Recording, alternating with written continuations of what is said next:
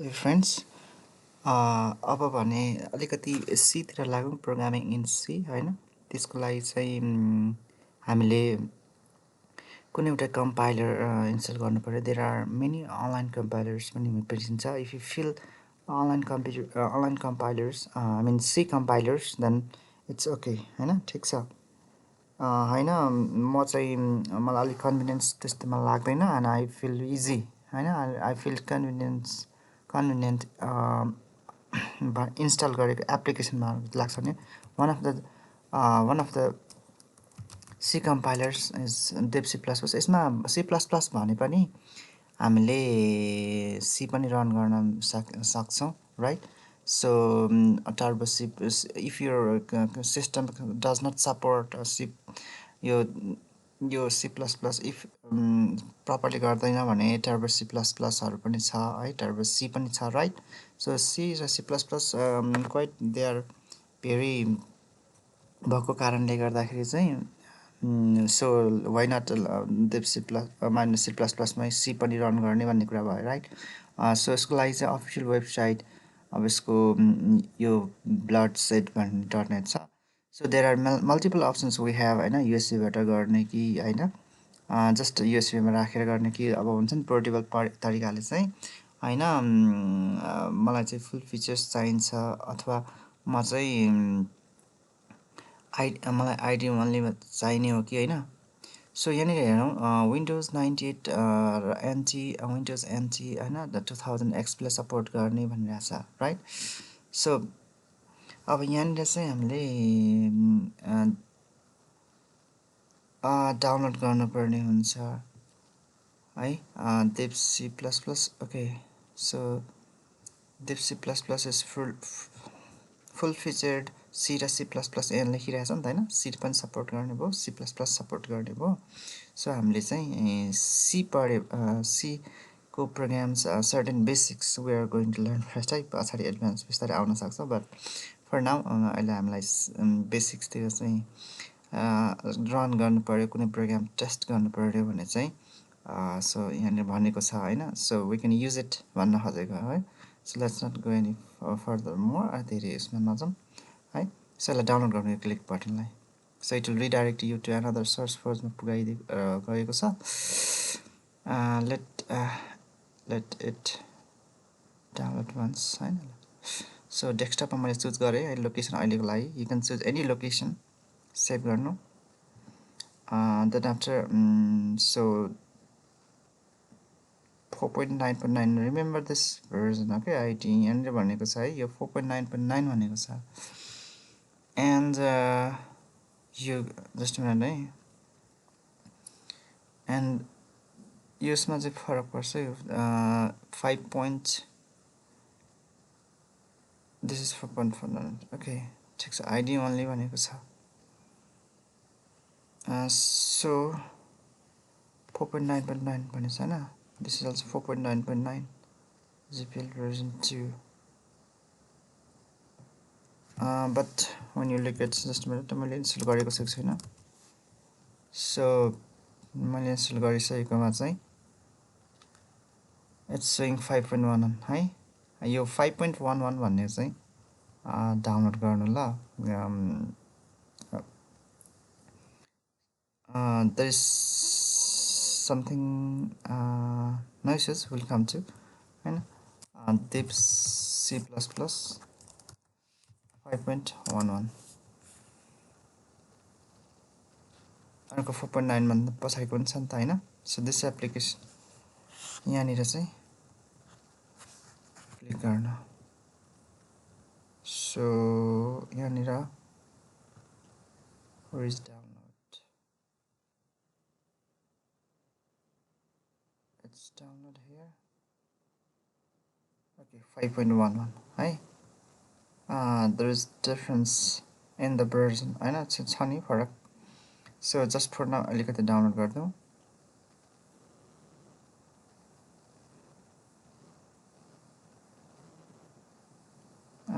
let's keep it in okay dev C++ underscore official website त्यही download भइरहेछ it's okay 4.9.2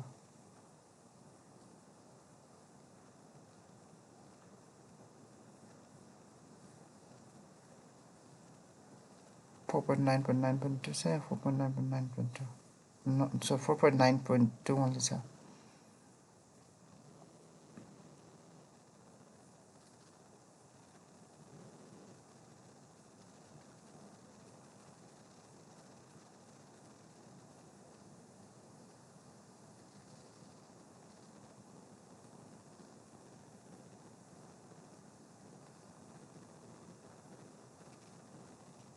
so once it's done and I click गर्नु हैन run हुन्छ sorry so yes गर्नु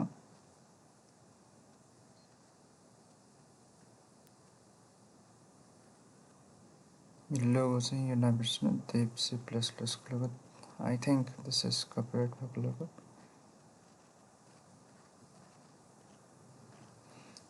so English sounds choose your English language okay गर्नुस् हैन यो 5.11 आउनु पर्यो है right 4.1 you can try it once 4.9 है फुल मा राख्नु अहिलेलाई you can choose anyone हैन अहिलेलाई फुलमै राखे मैले so यसरी गरेर नेक्स्ट इन्स्टल गर्दिनु राइट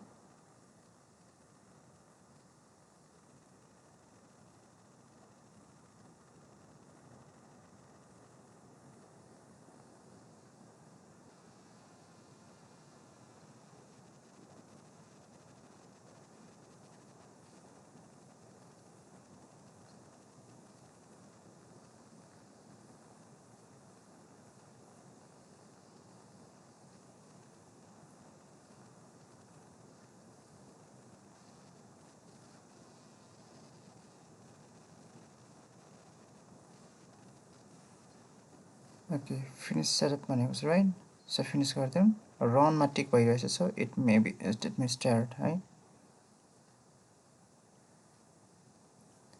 यो पहिले नै खोलेको छ राइट यसलाई बन्द गर्नु यसलाई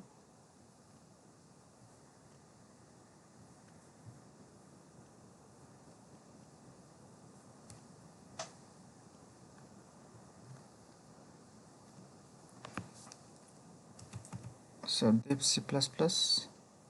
app so go to file and the new and project base मा जानु भए पनि हुन्छ है project base मा यसरी जानु भएर you can click empty project then C है then after here project 1 so hello world अब project को नाम दिनुस् न है जुन भए पनि हुन्छ hello world अथवा कुनै एउटा प्रोजेक्टको नाम के हुन सक्छ है so we're not doing in C++ make C चाहिँ डिफल्ट अहिलेलाई बनाऊ हैन we can change this later किनकि हामीले अहिले C सिक्न खोजिरहेछ नि त or you can just do not check this box also no problem okay आफ्नो इच्छा भयो है so okay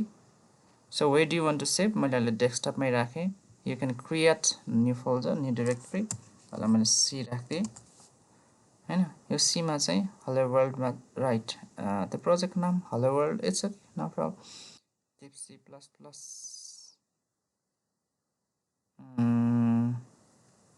सेभ गर्दै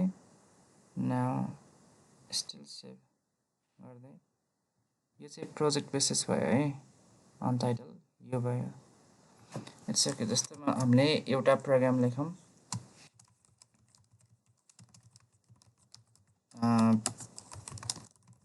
यसमा इन्ट मात्र मेन मात्र सपोर्ट गर्छ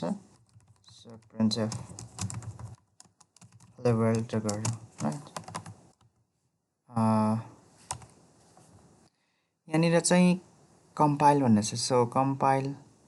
गर्दाखेरि चाहिँ यहाँनिर जुन छ नि सेभ गर्ने लागि चाहिँ एक्सटेन्सन या मल्टिपल अरु कुनै C++ अरु कुनै छ हामीले C नै चुज गरौँ सो यसको प्रोजेक्टमा पनि हेलो वर्ल्डै राख्दिउँ अहिले ओके त्यो प्रोजेक्टको नाम अर्को राख्नु भए पनि हुन्छ इट्स ओके है ल सेभ गर्दिउँ so if there are errors it will show here यहाँ एरर्स र वार्निङ 0 सकेसम्म वार्निङ पनि 0 ल्याउनु पर्यो है कहिलेकाहीँ वार्निङमा पनि चलिरहेको हुन्छ तर एरर त 0 आउनु पर्यो वार्निङ 0 नभए पनि रहनु हुन्छ फर्स्ट यो चाहिँ कम्पाइल भयो F9 सो दिस इज चाहिँ रन भयो, प्रोग्राम रन गर्नु पऱ्यो। सो हेलो वर्ल्ड, ठिक छ होइन, हेलो वर्ल्ड प्रिन्ट भयो। होइन, म सिधै एकैचोटि कम्पाइलर रन गर्नु भने वी हेभ द अप्सन चाहिँ F11 हियर। यो जुन बटन छ नि कम्पाइलरमा, compile means whether there are errors or not, त्यसले पत्ता लगाउने भयो। रन भनेको चाहिँ जस्ट एक्जिक्युट गर्ने भयो। बट दुइटै गर्नु पऱ्यो, मलाई एरर पनि पत्ता लगाऊ र रन पनि छ कि छैन भनेर हेर्नु पऱ्यो भने यहाँनिर एरर पनि यहाँनिर पनि आइरहेछ। सो यो पनि आइरहेछ, फाइन। सो यसरी होइन, प्रोजेक्ट बेसिसमा नगर्ने। If you feel little bit कसरी कन्भिनियन्ट लाग्छ, मैले अहिले क्लोज प्रोजेक्ट गरेँ होइन। यसको पनि आफ्नो बेनिफिट छ होइन। म आई वान्ट फेरि छिटो लाग्छ भने यो क्लिक यो फाइल न्यू छ नि, कन्ट्रोल एन, हामीले जसरी वर्डहरूमा खोल्छ नि। So simply control N main source file यसरी खोलौँ। एन्ड के छ भन्दाखेरि simply you write the code. के अरे हाम्रो अब के अरे हेलो वर्ल्ड प्रिन्ट गर्ने एउटा कोड लेखौँ, राइट। यसो गर्दाखेरि चाहिँ okay, return 0 you can write it there है। मैले लेख्दा पनि भयो यो होइन, अब मैले लेखिनँ। So will learn why we return 0। यो फङ्सनले, मेन फङ्सनले कुनै एउटा भ्यालु रिटर्न गर्नुपर्ने छैन। So that's why we are using compile and run मात्रै मैले गर्दै, त्यही भएर त्यो सीमा अहिलेलाई पनि मैले हेलो मात्रै राख्थेँ, नो इस्युज है।